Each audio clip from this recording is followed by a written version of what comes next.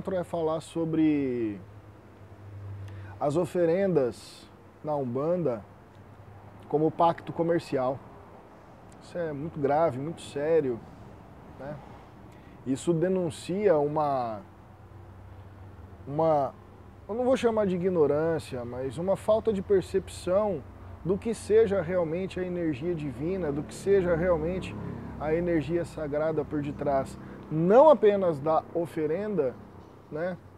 Não apenas da questão do uso do dito ebó, bem como a incapacidade humana de se colocar, de se prostrar diante do que realmente seja divino e não necessariamente o seu desejo vil, o seu desejo profano a ser atendido como se orixá, como se força espiritual, como se guias e entidades fossem meros servos e empregados. Nesse sentido, quero elucidar para vocês aqui a questão de que, infelizmente, e aqui isso serve para toda a nossa comunidade de santo, aqueles que assistirão aqui no YouTube, os que assistirão no Instagram, os que são médiuns da nossa casa e os que são consulentes ou aspirantes à entrada também, temos um grupo de pessoas nessa questão, de que a Umbanda, não vou falar muito de história para não tomar muito tempo, a Umbanda, ela absorve um costume religioso extremamente presente em todas as religiões, porém, com maior proximidade na nossa cultura através das religiões ditas africanistas, né? E aqui a gente cita Babassuê acho que é indígena, né? Mas tambor de mina, jongo, candomblé, o culto tradicional iorubá, né? Os cultos bantus, os cultos axantes, por aí vai.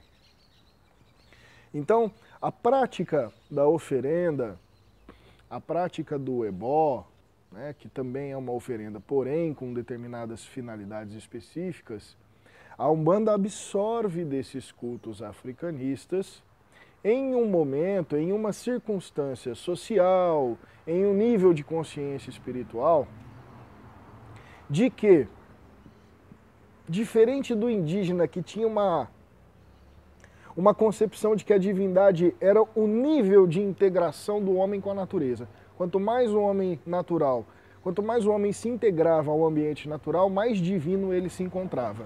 Eu particularmente adoro essa ideia. Mas aí as práticas de oferenda, as práticas de ebó, chega num momento na Umbanda, vamos chamar principalmente depois do Zélio, depois das primeiras casas, a hora que existe uma efervescência, aproximadamente depois de 1930 ali, que as religiões mais africanistas se denominam mais Umbanda e deixam seus antigos cultos com os nomes para trás, e aí passa, por exemplo, o Omolocô passa a ser Umbanda Omolocô, né? A Quimbanda diz ser complemento da Umbanda, e por aí vai. Então a prática do ebó, a prática da oferenda é absorvida através disso, né, com essa presença, culturalmente falando, mais próxima do africanismo para cá, embora oferenda e ebó na Bíblia e em tudo quanto é lugar existe, né? A Umbanda não tem nessa prática só a concepção africanista, a gente tem que observar outras práticas no mundo, né? Não em demérito do negro, pelo amor de Deus. A gente tem que curvar-se ao negro só pelo fato da gente usar o nome orixá, né? Mas isso é papo para uma outra história. E a questão da oferenda e do ebó cria um inconsciente no mago, no dirigente, no manipulador de energias, no médium, de que a resolução de determinados fatores na vida, né, emprego, casa, mulher, dinheiro, novo cargo, enfim, esses desejos que a gente, normalmente dos casos, sabe que são muito profanos, eu acho que é a melhor palavra que eu posso usar. Eles estarão condicionados a poder fazer o ato mágico da oferenda e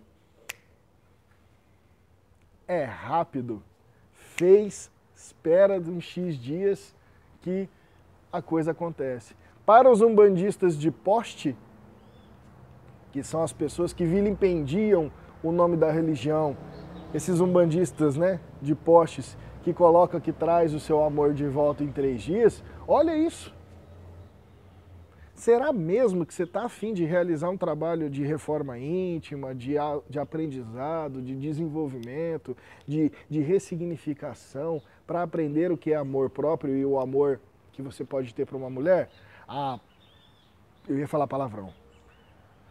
Vai pra chuva que caiu, né, cara? Eu vou gastar 600 pau, 1.200, 5.000 reais que seja, mas eu não vou ter esse trabalho. O meu amor vem de volta com um ebozinho, com uma oferenda, com um banho, sei lá onde. Emprego? Pra que eu vou distribuir currículo? Eu vou logo fazer uma oferenda para algum? Não, os meus caminhos estão fechados. Eu vou logo encher encruzilhada de carne.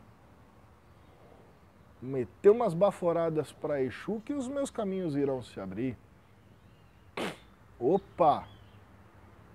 Isso está chegando num nível, na minha opinião, lembrando que eu sempre expresso a opinião do que nós vivemos em nossa casa. Eu nunca vou querer falar em nome da Umbanda como um todo. Mas na nossa opinião, na minha opinião, nós estamos chegando num nível da popularização, da banalização do conceito de oferenda e ebó extremamente preocupante. Por que os pais de santo gostam disso, né? E aí eu me decepciono com pais de santo que eu admirava e acompanhava e li obras, né? Isso vem de curso, isso vem de livro. Dar uma receita de uma oferenda, de um ebó na internet, dá muito view, dá muito like. Populariza o nome do cara como se ele realmente quisesse falar, e alguns estão já falando deliberadamente a palavra feitiço, para que as pessoas façam os ebós, façam as oferendas e resolvam a sua vida. Ainda ontem, pessoal, ainda ontem, às 7h30 da noite, eu iniciei uma aula apenas sobre o assunto vela com a minha comunidade de santo. Nós discorremos 2 horas falando apenas de vela e não esgotamos o assunto. 90% das pessoas que estavam ali mal tinham ciência da importância e do poder que existe no ato de se acender uma vela. E aí, nós não... Imagina quando a gente fala de fruto, de grãos, de farinhas, de líquidos, voláteis ou não, né? Tem os líquidos que são emanadores para baixo, os líquidos que são voláteis. Quando a gente fala da forma, da geometria sagrada, octaedro, piramidal, circular, cruz, triângulo. Por que o alguidar é redondo? Não é só porque é fácil fazer barro, o que ele representa como geometria, como aglutinação de elementos. Então as pessoas elas não estão com fundamento a respeito das coisas e ficam buscando receitas prontas para resultados pseudo-esperados e acabam se associando no mundo astral, que a grande maioria das pessoas não tem um mínimo acesso para conquistar aquilo que a sua falta de caráter, que a sua falta de dignidade, que a sua inércia não faz com que você tenha. Tem uma frase de Jesus, e por favor me perdoem, eu não conseguiria dizê-la certinho, palavra por palavra, mas que quando Jesus fala isso, ele fala o seguinte, Jesus, está lá na Bíblia, antes de você pôr a sua oferenda no altar, perdoe o seu irmão. Só por aí você consegue compreender, né? Porque lá o Jesus fazia essa crítica aos antigos cultos, né? que as pessoas matam bicho, matam coisa, colocam nos altares, oferecem aos deuses, matam gente, mata tudo, né? Bota lá para Deus ficar contente e me dar as coisas que eu quero, né? E aí Jesus vem e coloque um coração puro no altar. Coloque um coração que perdoa para a oferenda. Coloque você como elemento mais forte de tudo que você quiser destinar e pedir a Deus. Você. Apaga a tua mente daquilo que está ao teu redor.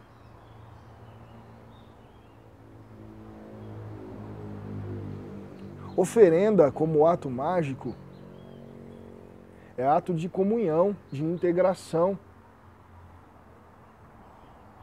É você encontrar os fios finos que nos ligam às energias cósmicas mais puras, mais divinas, para que você tenha condições de ser o milagre que você precisa.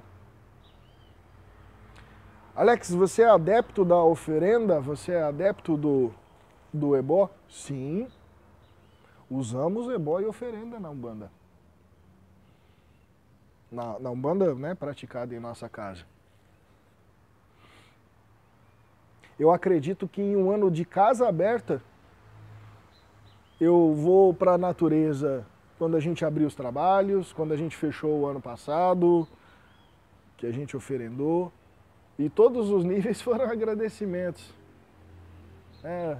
Já fui fazer oferenda com filho de santo para ele depositar toda a humanidade esdrúxula que levou ele a um conjunto de erros ali, pedindo para a natureza revitalizar o corpo astral desse filho.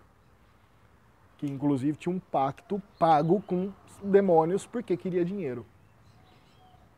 E ó, mais de 10 mil reais gasto.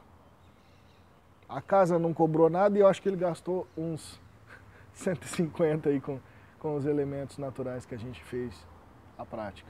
Mas a oferenda foi quem tirou o demônio dele? Não, quem vai tirar o demônio dele são as próximas atitudes dele. A oferenda foi um aglutinador de matéria mental para que ele consiga encaminhar e direcionar os seus objetivos e focos. E ali é a energia manipulada dentro dos preceitos da nossa casa. Mas veja a diferença, eu não fui lá pedir para Satanás sair dele. Eu fui lá pedir para ele ter consciência de lidar com os próprios demônios. Conseguem compreender essa diferença? Por favor, fujam em nome dessas oferendas comerciais. Não tem receita pronta para o seu emprego, não tem receita pronta para o seu amor, não tem receita pronta para a sua promoção, não tem receita pronta para a resposta que você deseja do universo. Tem um coração a serviço do divino e em comunhão com o divino.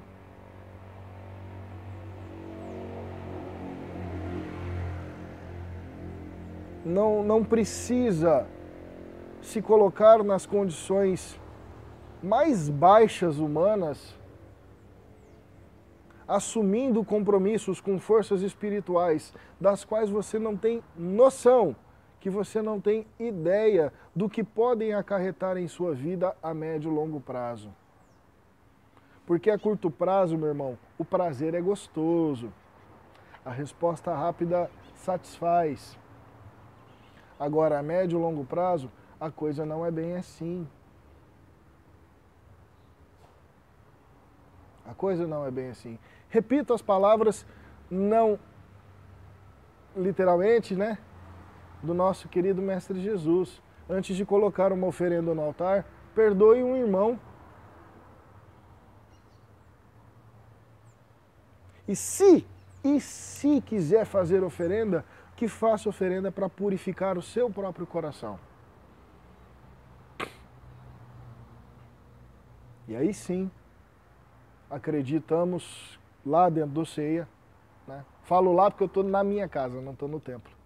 Lá no Ceia, mas o templo está aqui, né? Então aqui no Ceia, que acreditamos que aí sim o resultado diante deste processo é muito maior, é muito melhor e você não precisa gastar rios de dinheiro e muito menos se afiliar a forças fora do sagrado, né? Para que você realmente tenha condições de entender os aspectos da vida sem essa dependência por magia, sem essa dependência por esses elementos que, na minha concepção, se isso não fica claro na cabeça do adepto, gera loucura, gera confusão, né? Por isso que tem muita gente que fala, sem a Umbanda eu não vou viver, sem a Umbanda minha vida vai para trás, sem a Umbanda nada vai prestar. Por quê? Porque está tão condicionado à dependência de certos processos que são pseudoenergéticos, pseudomagísticos, que acredita e apoia tanto a vida nesses processos, apoia tanto a vida no Pai de Santo que conduz o adepto a esses processos, que simplesmente chega num dado momento em que as próprias entidades deles tiram ele desse terreiro ruim e ele diz assim, nossa, agora o que eu vou fazer com a minha vida? Como se sem essas práticas ele não conseguisse viver. Então, por favor, fiquem atentos a isso. Quando as coisas nublarem seus olhos, seus caminhos, você que não é médium, não é adepto de uma casa de Umbanda, e mesmo sendo, né, quando você sentir necessidade de apoio, porque nós temos essa necessidade de apoio, né? Não peça respostas, não peça resultado, peça a presença do divino em você. E aí, sem dar receita alguma, se você quiser acender vela, quiser ir para a cachoeira, quiser se banhar no rio, quiser ir para a encruzilhada, quiser fazer qualquer coisa, mas pelo menos leve essa estrutura de ideia de que você, com a presença de Deus próxima ou dentro de você, melhor dizendo, você é capaz de produzir absolutamente qualquer milagre em sua vida. Deus, em sua misericórdia, não precisa que você faça pacto com Ele. Só precisa que você se alinhe com Ele. Então, para que fazer pacto com outras forças? Com o orixá, mesma coisa. Acha mesmo que o orixá está afim de acordo? Você acha mesmo que você vai vilipendiar a lei divina de um orixá em nome do seu desejo? Vai lá, pede o dinheiro que você não merece para você ver se é o orixá que vai te dar. Então fiquem atentos. A realidade sutil está aí. Nós estamos há, sei lá, uns 2 séculos com isso latente. Os conhecimentos, os livros, os vídeos, os dirigentes estão revelando as coisas para nós. Existe espírito, existe força sutil da natureza. Essa folha aqui, com todo respeito e carinho, essa folha ela se comunica comigo, ela interage comigo, né? Não apenas porque ela é verdinha ou porque ela tem uma composição X, porque ela é viva.